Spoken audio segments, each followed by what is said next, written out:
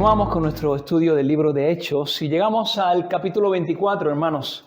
Y si recordáis lo que hemos estado viendo hasta ahora o lo que vimos la semana pasada, ¿dónde nos quedamos la semana pasada? La semana pasada nos quedamos con que Pablo estaba en Jerusalén y estaba preso allí en la Torre Antonias y cómo en Jerusalén se levanta una conspiración para acabar con la vida de Pablo, y hay más de 40 hombres que se han juramentado bajo maldición de no comer nada antes de acabar con la vida de Pablo, y cómo esto, por la providencia de Dios, llega a oídos del tribuno Lisias, y entonces él coge en la noche, toma a Pablo y a una gran cantidad de soldados que custodian a Pablo y lo llevan a más de 100 kilómetros de Jerusalén, a Cesarea, y allí lo envía al gobernador Félix. Y ahí nos quedamos, cuando Pablo llega al gobernador Félix y queda bajo el dominio, bajo el control de este hombre, del gobernador Félix. ¿Quién era este hombre? Félix, que nos aparece aquí como el gobernador de Judea. Bueno, su nombre completo era Marco Antonio Félix, y por los historiadores romanos sabemos algo acerca de él. Sabemos que tanto él como su hermano, que se llamaba Marco Antonio Palas, habían sido esclavos. Eran personas que habían nacido como esclavos, habían sido esclavos y que habían llegado a ser libertos y que con el tiempo fueron ascendiendo a posiciones de influencia en el gobierno romano. Y claro, dicho esto, una persona que pasa de ser esclavo a llegar a un lugar de bastante influencia en el Imperio Romano, pues nos puede parecer como un ejemplo de superación admirable. Pero la realidad es que la forma en la que estos hombres habían ido ascendiendo a esos lugares de influencia no era para nada admirable. Estos hombres habían llegado a ese lugar no por sus méritos, no por su esfuerzo, no por su capacidad, sino por medio de conspiraciones, de crímenes, de sobornos. Y de esa manera llegaron a ascender a tal punto que el hermano de este hombre, Félix, Marco Antonio Palas, llegó a ser uno de los favoritos del emperador Claudio, y por medio de la influencia de este hombre, el emperador nombró a este Marco Antonio Félix gobernador de Judea en el año 52 después de Cristo, y durante 7 años él fue gobernador allí, fue gobernador de Judea.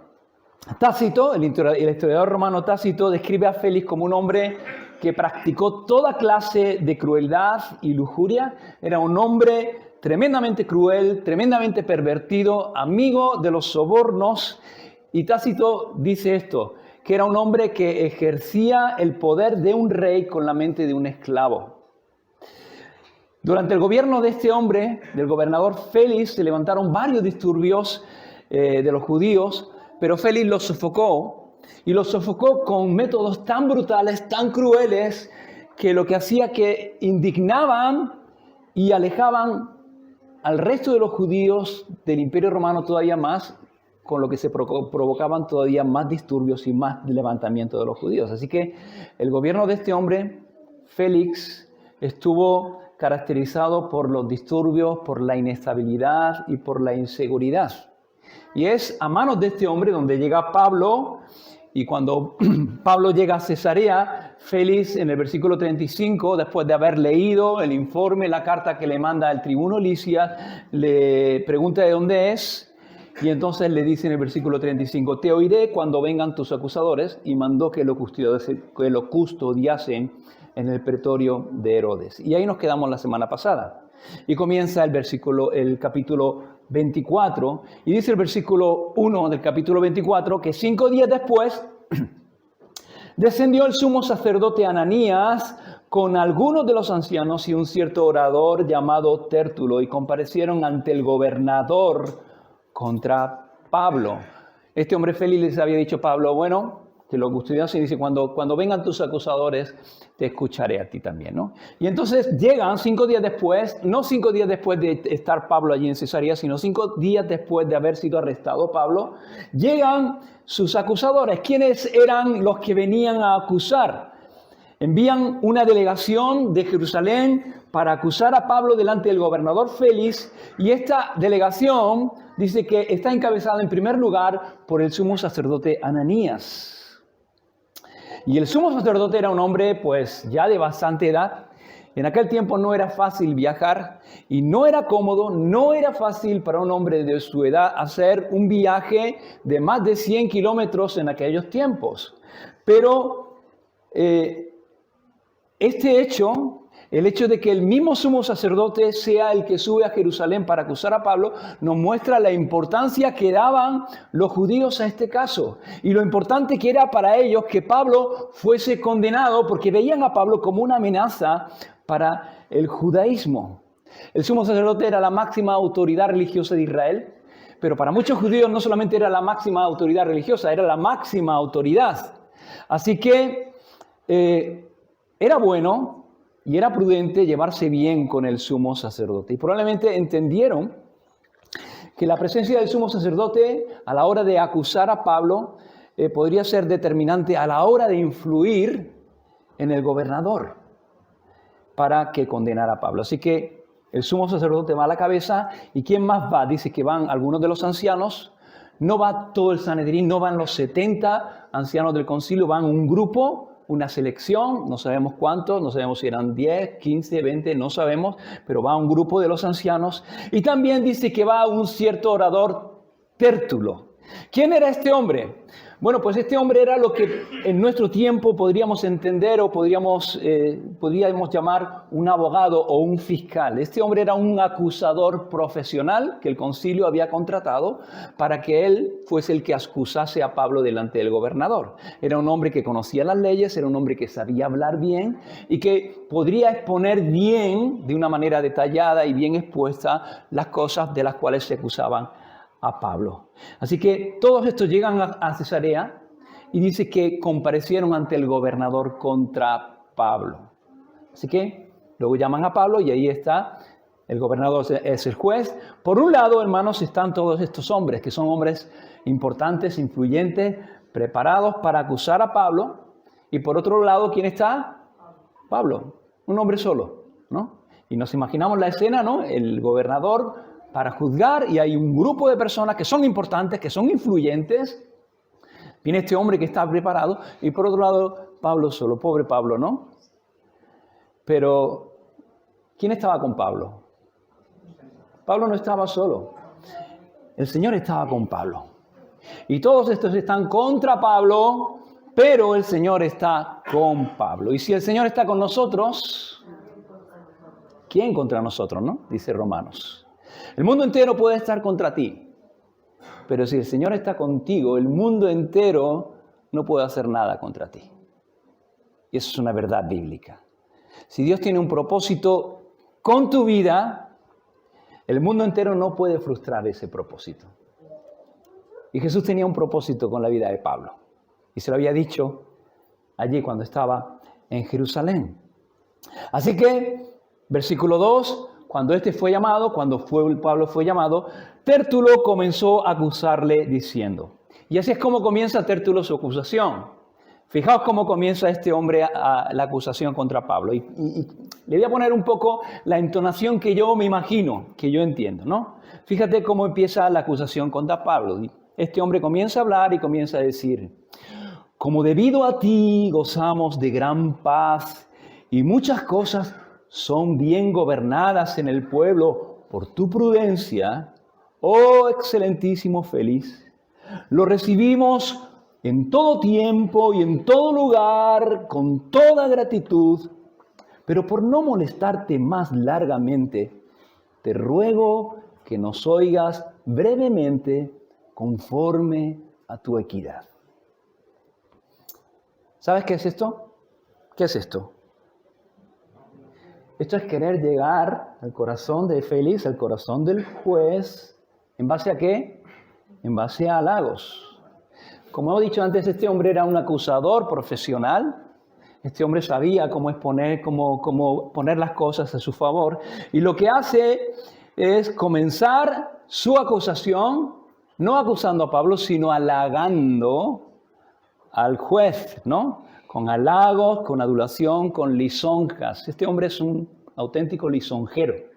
Una lisonja es un halago, un piropo que se hace a una persona con objeto de conseguir algo de esa persona. Un lisonjero era Absalón. ¿Os acordáis de Absalón, que se ponía a la puerta de la casa del rey cuando salía alguien que no había sido atendido por el rey como él esperaba? Decía, ¿qué es lo que te pasa? Cuéntame. Oh, tienes toda la razón. Si la razón la tienes tú. Si tú eres realmente el que tendrías que recibir, si yo fuese el rey. Y comenzaba a alabar la justicia de esas personas. ¿Para qué? Para ganar el corazón de esas personas, para luego ir contra el rey David, su padre, y conseguir el trono. Eso es un lisonjero. Y este hombre está actuando con lisonjas, está diciendo cosas que no eran verdad, pero está tratando de conseguir su favor, ¿no? Entonces, y cada una de las cosas que dice este hombre son falsas. Dice, como debido a ti gozamos de gran paz. Y no era verdad, no era cierto. No había paz en Judea. Lo que había era inseguridad y lo que había era disturbios por todas partes. Y dice, y muchas cosas son bien gobernadas en el pueblo por tu prudencia. Y lo que nos dice la historia es que este hombre era cualquier cosa menos prudente. No era un buen gobernante. Era una persona absolutamente imprudente que se dejaba llevar por su avaricia, por su ambición, por sus deseos, y su propia imprudencia e incapacidad hizo que 2 años más tarde el emperador Nerón lo destituyera y solamente salvó la vida por la intervención de su hermano Marco Antonio Palas. Si no, habría sido ejecutado por su imprudencia, por su mal gobierno. Pero dice, muchas cosas son bien gobernadas en el pueblo por tu prudencia. Y luego dice, oh excelentísimo Félix, lo recibimos en todo tiempo y en todo lugar con gratitud. Estamos agradecidos de poder estar delante de ti. Estamos agradecidos de tener un gobernante como tú. Pero la realidad era que el pueblo judío no tenía mucha gratitud hacia Félix. Cada palabra de este hombre acerca del gobernador es falsa. Y este hombre sabía que era falso. Y lo peor es que el gobernador también sabía que era mentira, porque él sabía cómo él era. Y sabía que era mentira, pero claro, a todo el mundo le gusta que hablen bien de él, ¿o no? Y cuando tú tienes al juez de tu parte y tienes a tu favor el juez, siempre es más fácil que el juez dictamine a tu favor, ¿no? Y por último dice, por último promete ser breve para no cansarlo. Y esto es algo que la verdad que este hombre cumple. No es breve, este hombre es breve, pero es breve no porque quisiera ser breve, sino porque había poco de que acusar a Pablo. Y vamos a ver cómo de la misma manera que todo lo bueno que dice del gobernador es falso, de la misma manera que todo el bien que dice del gobernador es falso, todo lo malo que dice de Pablo también es falso. Entonces, fijaos, ¿cuál es la acusación? Versículo 5, este hombre comienza a acusar a Pablo. Hemos hallado que este hombre es una plaga. Esta es la primera acusación. La primera acusación es una acusación personal contra Pablo. No es una acusación legal, no es una acusación de algo que haya hecho a él. Dice, este hombre es una plaga. Directamente lo califica, es una plaga. Es lo que este hombre hace. Los profetas en el Antiguo Testamento fueron acusados de ser perturbadores. Cuando al Señor Jesús lo llevaron delante de Pilato, lo acusaron. ¿Se acuerdan de qué lo acusaron? Lo acusaron y dijeron, este hombre pervierte a la nación. Y manda y prohíbe dar tributo al César. 2 cosas absolutamente falsas. Porque Jesús no pervertía a la nación, guiaba a la nación. Y por supuesto no prohibió dar tributo a César. Y ahora a Pablo lo acusan de esto. Este hombre es una plaga, dice, y promotor de sediciones entre todos los judíos por todo el mundo. Y esto es una acusación política. Están diciendo, Pablo, este hombre es un peligro para el imperio romano porque él va promoviendo levantamientos y sediciones contra el imperio romano. Y esta es una acusación muy grave para el Imperio Romano. El Imperio Romano procuraba a toda costa mantener la paz en los territorios que había conquistado, y la prioridad que tenían los gobernadores era mantener esa paz. Así que acusar a una persona de promover levantamientos y sediciones contra el Imperio Romano era algo muy grave. Y los romanos atajaban severamente cualquier levantamiento y perseguían severamente a este tipo de personas. Si esto hubiera llegado a tener éxito, esta acusación, Pablo habría tenido problemas. Pero la verdad es que no tenía ninguna prueba porque Pablo no era así. Es verdad que Pablo había experimentado tumultos y levantamientos, pero él no había provocado. Él era el objeto. Los tumultos y los levantamientos se levantaban contra él. No es que él provocaba ni él levantaba tumultos contra nadie. Y continúa, versículo 5, dice, y es cabecilla de la secta de los nazarenos e intentó también profanar el templo. Y esta es una acusación religiosa. Hay una acusación personal en cuanto a su carácter, es una plaga. Hay una acusación política, es un promotor de sediciones. Y hay una acusación religiosa, dice, es cabecilla de los nazarenos. A los cristianos parece que los judíos le llamaban de esta manera. Los nazarenos, la secta de los nazarenos.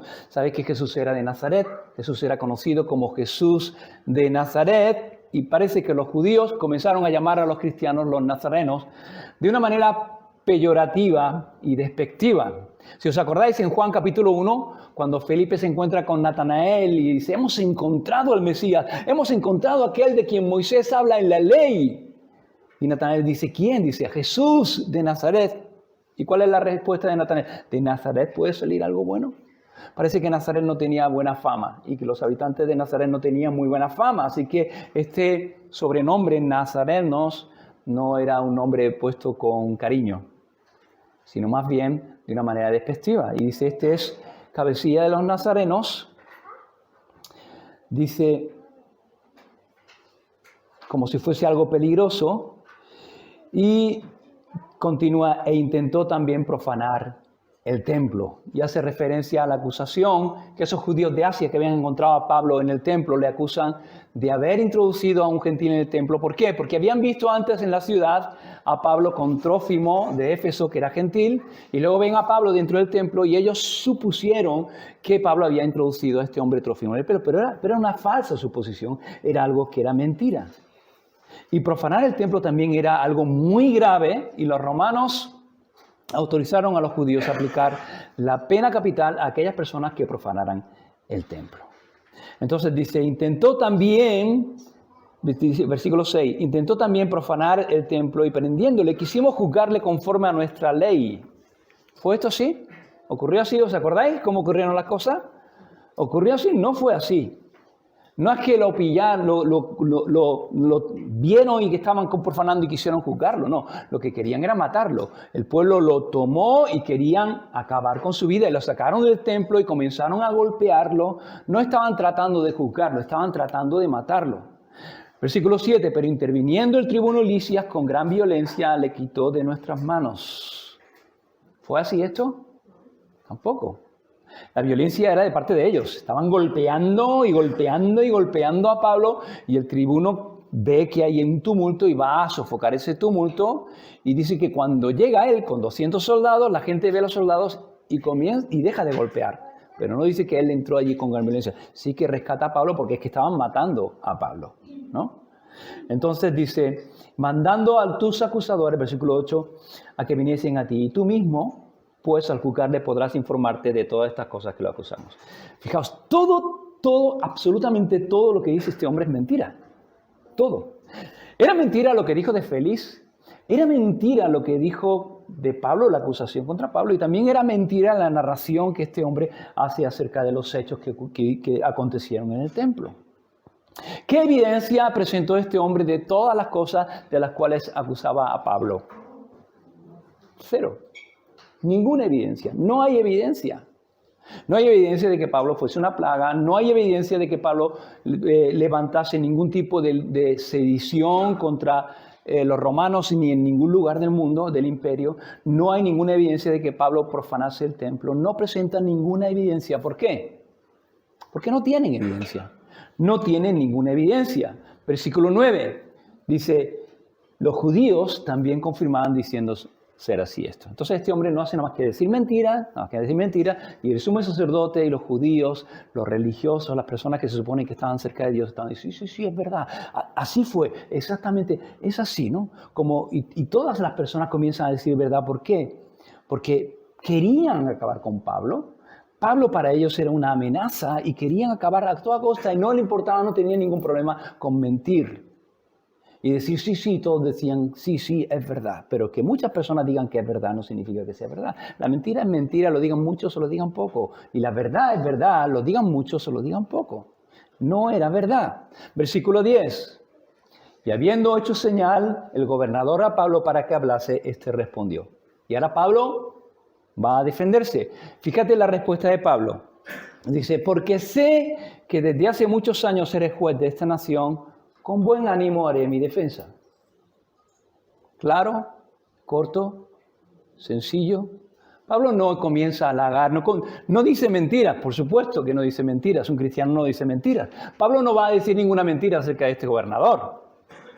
Pablo no va a decir, oh, sí, yo sé que tú eres justo, que tú eres... No, Pablo no dice ninguna mentira. No puede decir nada bueno de este hombre, la verdad. Pero como dicen algunos, cuando no tienes nada bueno que decir de alguien, por lo menos di una verdad que no ofenda. Y es lo que hace este hombre. Lo que hace Pablo, él dice una verdad que no ofende. Dice, sé que desde hace mucho tiempo eres gobernador. Ya llevaba más de 5 años gobernando Judea. Así que con buen ánimo presentaré mi defensa delante de ti. Sé que llevan mucho tiempo siendo juez de esta nación. Entonces tú ya conoces a estos. Conoces bien a los líderes religiosos de esta nación, conoces su corrupción, conoces sus intrigas, conoces que no tienen ningún problema para mentir, para conseguir sus objetivos. Así que con buen ánimo presentaré mi defensa. Versículo 11. Como tú puedes cerciorarte, no hace más de 12 días que subí a adorar a Jerusalén.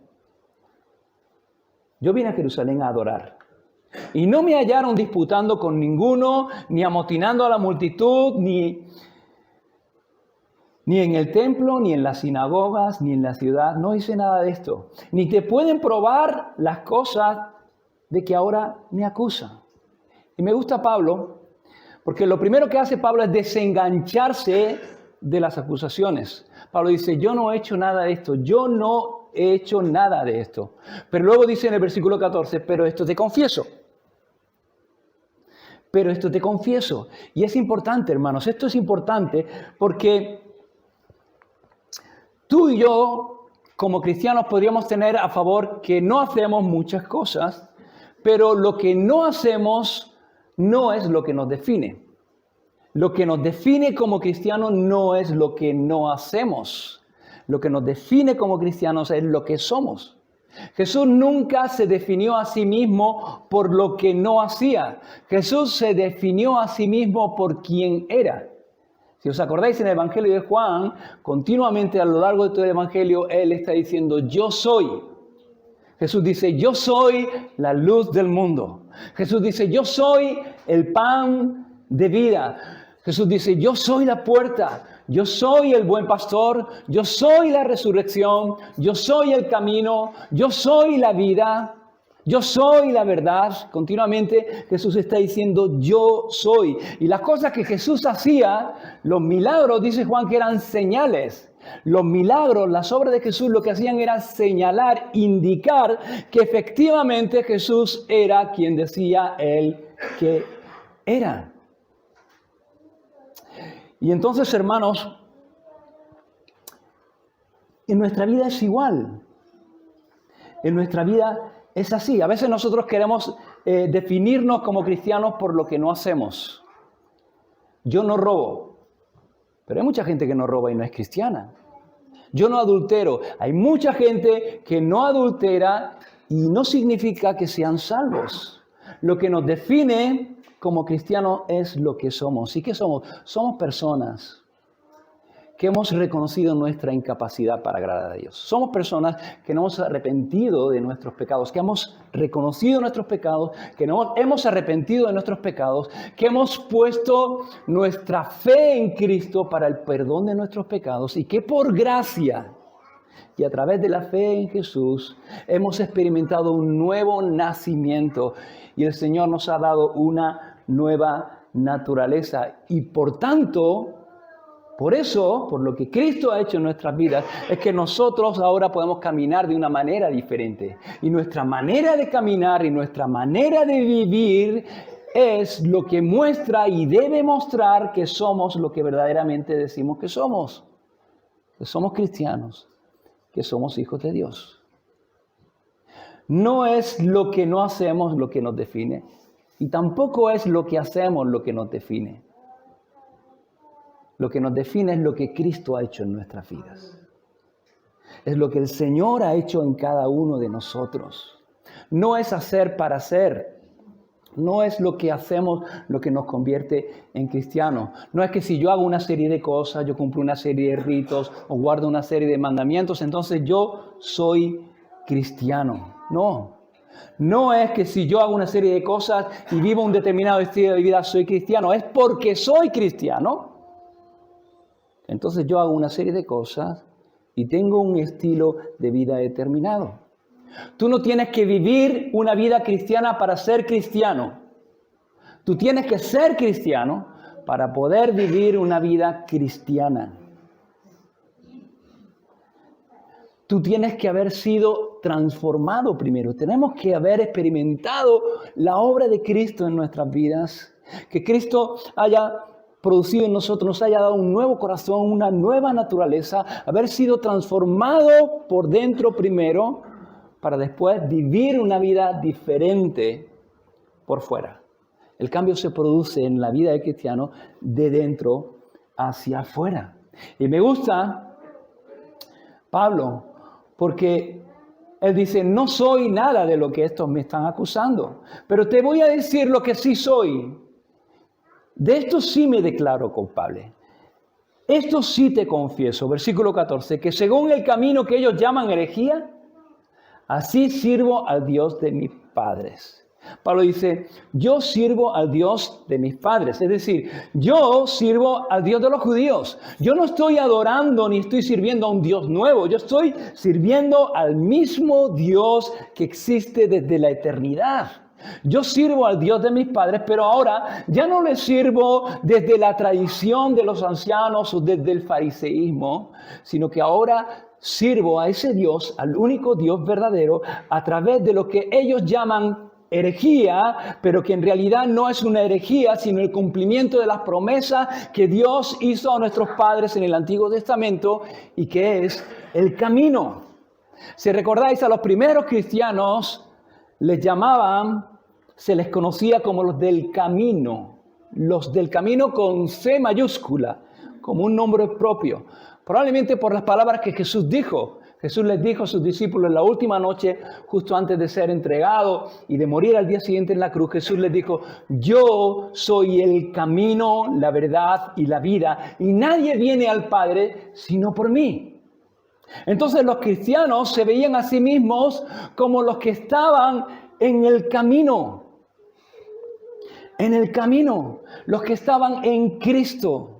El único camino que lleva al Padre, el único camino que lleva a la vida eterna. Y este término, lo del camino, es un buen término, es un buen concepto, porque el cristianismo no es una filosofía. El cristianismo no es un conjunto de ideas o un conjunto de conceptos teológicos. El cristianismo es un estilo de vida.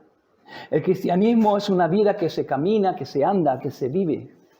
En Hebreos capítulo 12 se nos dice que la vida cristiana es como una carrera que tenemos que correr con paciencia, puestos los ojos ¿en quién? En Jesús, que es el autor y el consumador de nuestra fe.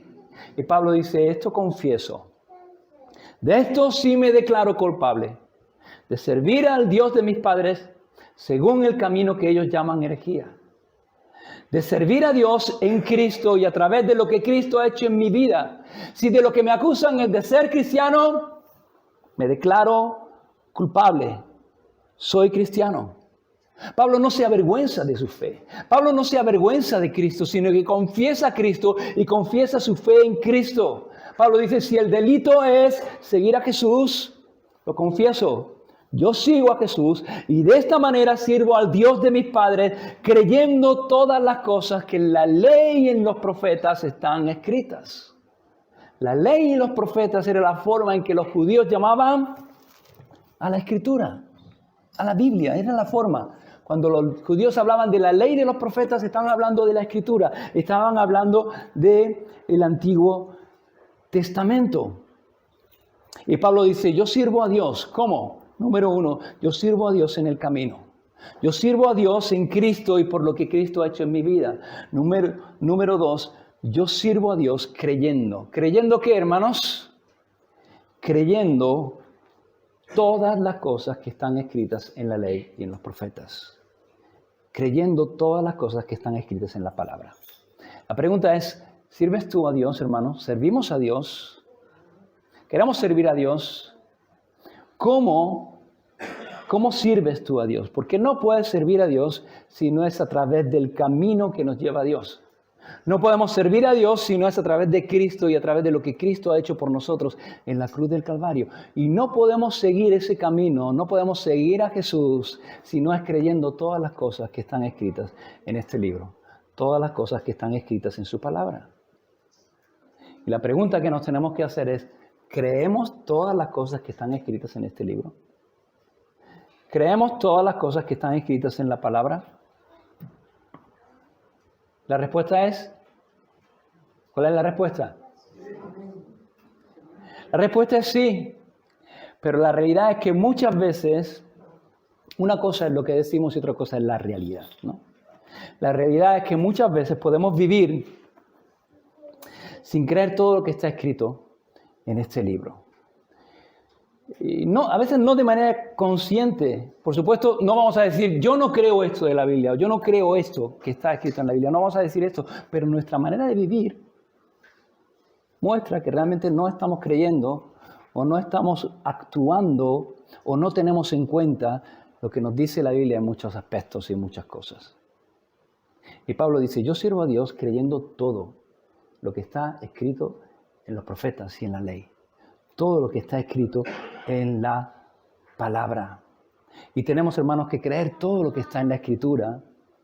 Y tenemos que vivir conforme a todo lo que está en la Escritura. Hay gente y hay personas que ven la Biblia como si fuera el buffet de un hotel. ¿Has ido alguna vez a un hotel con buffet libre? Irás allí unos días y no veas cómo vienes, ¿eh? Tú vas a un buffet libre de un hotel y hay un montón de comida. Hay comida de todo tipo. Entonces tú llegas allí y ¿qué haces? Das un vistazo por el buffet y dices, esto me gusta, me echo de esto. Esto no me gusta, esto sí me gusta, esto sí me... ¿Y qué haces? Tomas solamente lo que te gusta. Lo que no te gusta, ¿qué haces? Lo que no te gusta lo dejas. Toma solamente lo que te gusta. Y así hay gente que se acerca a la Biblia y entonces hay ciertas verdades que me gustan, que me siento cómodo con ellas. Y entonces esas las tomo, las abrazo. Y esos versículos me los sé de memoria. Hay cosas que no me gustan, que me incomodan. Y entonces eso no lo tomo. Pero la Biblia no es un buffet. La Biblia es la palabra de Dios. Y toda la Biblia es la palabra de Dios. Y Dios es el Señor. Y Él ha revelado su voluntad. Él ha revelado lo que Él quiere para nosotros y lo que Él pide de nosotros en su palabra, en la Escritura. Y toda la Escritura es palabra de Dios. Toda la Escritura es inspirada por Dios. Siguiendo a Timoteo capítulo 3, versículo 16, dice, toda la Escritura es inspirada por Dios y útil para enseñar, para redarguir, para corregir y para instruir en justicia. Toda la Escritura, y la palabra toda en el original griego, ¿sabéis lo que significa? Toda. ¿Y sabéis lo que significa todo? Que no excluye nada. Todo. Toda la palabra es inspirada, soplada, literalmente soplada por Dios.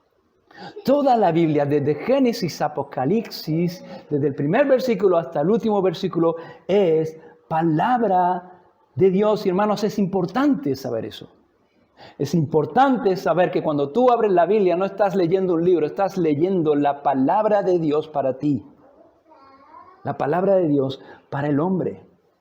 Hay algunos que dicen, hay una teología, una corriente teológica que se llama la teología liberal, que es una teología que ha vaciado las iglesias de Europa, que las vació a finales del siglo XIX y en el siglo XX, que dice que la Biblia contiene la palabra de Dios. Pero la Biblia no contiene la palabra de Dios, la Biblia es la palabra de Dios. Si la Biblia solamente contiene la palabra de Dios, la pregunta es, ¿quién determina lo que es palabra de Dios y lo que no es palabra de Dios? ¿Quién lo determina? Tú. Tú dices, esto es palabra de Dios. Esto no es palabra de Dios, tú. Y entonces tú eres el que juzgas a la Biblia. Y tú eres el que juzga lo que está bien y lo que no está mal. Pero cuando nos acercamos a la palabra de Dios como lo que es, a la Escritura y a la Biblia como lo que es, la palabra de Dios, entonces es la Biblia la que me juzga a mí. Y es la Biblia la que dice lo que está bien y lo que está mal en mi vida. Por eso es importante saber que la Biblia, toda la Biblia, como dice Pablo, es inspirada por Dios. Toda la Biblia es palabra de Dios. Y tenemos que dejarnos guiar por la palabra y tenemos que creer todo lo que está escrito en la palabra. Como Pablo dice, creyendo todo lo que está escrito en la ley y en los profetas. Versículo 15, teniendo esperanza en Dios. Pablo dice, mi esperanza no está en el hombre, mi esperanza no está en ti, Félix, mi esperanza no está en el sumo sacerdote ni en ningún hombre, mi esperanza está en Dios, la cual también ellos abrigan. La misma esperanza que yo tengo es la esperanza que ellos tienen. ¿Cuál es esta esperanza? Dice, la esperanza de que ha de haber resurrección de los muertos, así de justos como de injustos. Es decir, que esta vida no es todo lo que hay. Que todo lo que hacemos en esta vida va a ser examinado y que vamos a tener que rendir cuentas delante de Dios. Y hermanos, esta es una verdad. La verdad de que todos vamos a resucitar y todos vamos a estar delante de Dios y que vamos a tener que rendir cuentas delante de Dios. Esta es una verdad que puede ser o tu mayor gozo o tu mayor temor. Depende de dónde estés. O es tu mayor gozo o tu mayor temor, depende de donde tú estés. Si tú estás en Cristo, como Pablo estaba en Cristo, esta verdad, la verdad de la resurrección y de que vamos a estar delante de Dios, va a ser tu mayor gozo. Para Pablo era el mayor gozo saber que un día él iba a estar delante de Dios y que él iba a estar de cara a cara delante de aquel que le había amado, que le había salvado, de aquel al cual él amaba y al que servía y que iba a disfrutar de la plenitud de su presencia. Ese era el mayor gozo de Pablo. Por eso Pablo decía, para mí el morir es ganancia. Porque el estar ausente aquí es estar presente a Cristo. Pero si no tienes a Cristo en tu vida, el saber que va a llegar un día en que tú vas a estar delante de Dios, siendo un pecador, y que Dios va a juzgar tus pecados en ti, porque tú has rechazado a Jesús, el cual vino a morir para que en Él fuesen juzgados tus pecados. Saber eso tiene que causar el mayor temor en nuestra vida. Y si no lo hace es porque somos inconscientes de la realidad de nuestra situación, de la gravedad de nuestro pecado y de las consecuencias de nuestro pecado.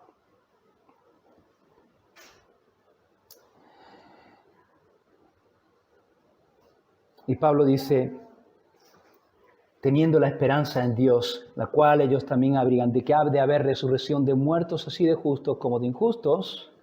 Y por esto, procuro tener siempre una conciencia sin ofensa ante Dios y ante los hombres.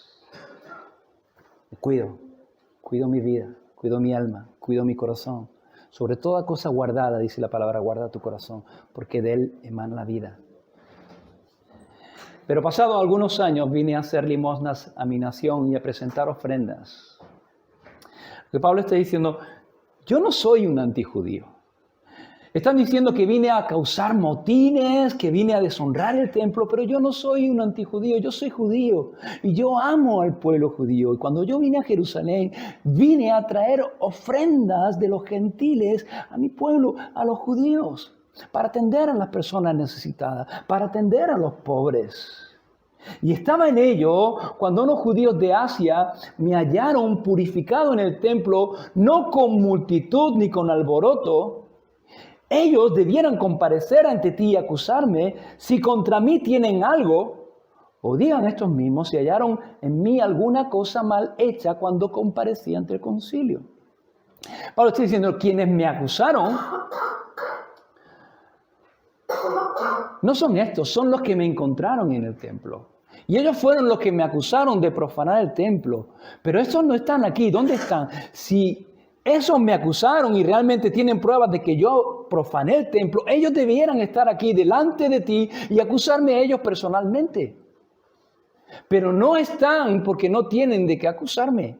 Y estos que están delante de ti no estaban allí. Estaban en el concilio cuando el tribuno Lisias me sacó delante de ellos y digan ellos si hice algo mal delante de ellos, a no ser, dice Pablo, que dije en voz alta que yo creía en la resurrección de los muertos. Es lo único. Si eso es de lo que me acusan, de creer en la resurrección de los muertos, vale, pues soy culpable. Pero es de lo único que me pueden acusar. Porque no hice nada malo delante de ellos y no tienen de qué acusarme. Y Pablo se defiende, y hasta aquí, Pablo se defiende. Y no solamente se defiende, presenta evidencia de su vida, de su testimonio, rinde cuentas de cuál es su esperanza, la esperanza de la resurrección, y echa por tierra todos los argumentos que se levantaron contra él. Y no hay nada de qué acusar a Pablo, no hay ninguna prueba de las cosas del que le acusan. Y dice el versículo 22, entonces Félix, oídos estas cosas, estando bien informado de este camino, es decir, Félix conocía de Jesús, no conocía a Jesús personalmente, no tenía una relación con Jesús, por supuesto, pero conocía quién era Jesús, conocía este camino, conocía de qué trataba el cristianismo. Entonces, conociendo este camino, dice, les aplazó diciendo, cuando descendiere el tribuno Lisias, acabaré de conocer de vuestro asunto. La verdad, hermanos, es que ninguna de las acusaciones contra Pablo prosperó. No tenían ninguna prueba, no pudieron demostrar que Pablo era culpable de nada. Lo normal que habría sido que lo hubieran dejado libre. ¿Por qué está Pablo preso? Pero este hombre dice, bueno, por si acaso, lo dejamos hasta que venga el tribuno Lisias, y por esa misma razón, dice el versículo 23, mandó al centurión que le custodiase a Pablo, pero que se le concediese alguna libertad y que no impidiese a ninguno de los suyos servirle y venir a él. Y lo vamos a dejar aquí. La semana que viene vamos a continuar, vamos a terminar este capítulo 24 y vamos a seguir con el capítulo 25. Pero hermanos, ¿qué aprendemos? ¿Qué hemos aprendido en el día de hoy? ¿Qué podemos llevarnos para casa? No sé lo que el Señor haya podido hablarte a ti, pero hay algunas cosas que yo creo que podemos llevarnos de este pasaje para meditar durante esta semana. En primer lugar, hemos visto cómo Pablo es juzgado, ¿no? Cómo Pablo está ahí ante el gobernador Félix, y por un lado están un buen grupo de personas, hombres preparados, hombres importantes, hombres influyentes, y por otro lado está Pablo como solo, pero no estaba solo. Dios estaba con Pablo. Y hermanos, tenemos que saber que tú nunca estás solo. Si tú estás en Cristo, nunca estás solo. No estamos solos, el Señor está con nosotros, hermanos. El Señor está contigo. Jesús dijo, yo estoy con vosotros, ¿cuándo? Todos los días. ¿Hasta cuándo? Hasta el fin del mundo, hermanos. Y si creemos todo lo que está en la Escritura, hermanos, tenemos que creer eso. El Señor está con nosotros, ¿cuándo? ¿Hasta dónde? hasta el fin del mundo. Y cada día, hermanos, cuando tú y yo nos levantemos, tenemos que saber esta verdad. El Señor está conmigo. Y cada día cuando enfrentemos este mundo y enfrentemos los problemas de este mundo, tenemos que saber que no estamos solos. Que el Señor está con nosotros. Y cuando somos capaces de ver al Señor, aun cuando nuestros problemas sean muy grandes, sabemos que el Señor es mucho más grande que los problemas que podamos tener. El Señor está con nosotros, hermanos. Así que pensemos en esto, esta semana, el Señor está conmigo, no estoy solo. ¿Qué hemos visto más? Hemos visto cómo acusan a Pablo con mentiras, con falsedades. Pero Pablo no solo da testimonio de lo que él no había hecho, de que él no ha hecho nada de lo que le acusan, él da testimonio y confiesa lo que sí es. Lo que sí es. Y lo que nos define no es lo que no hacemos, es lo que somos. Y lo que somos es lo que Cristo ha hecho en nosotros. Lo que somos tiene que ver con lo que Cristo ha hecho en nuestras vidas. Que Él nos ha salvado, que Él nos ha hecho suyo, que Él nos ha hecho nuevas criaturas y por tanto podemos vivir de una manera diferente.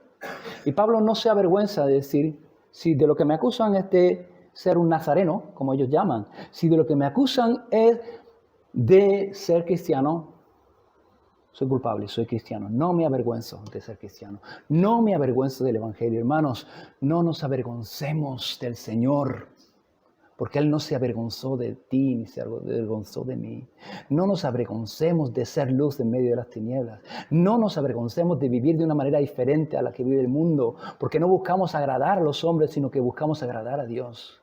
No nos avergoncemos de decir yo sigo a Jesús. Porque eso debe ser nuestro mayor orgullo.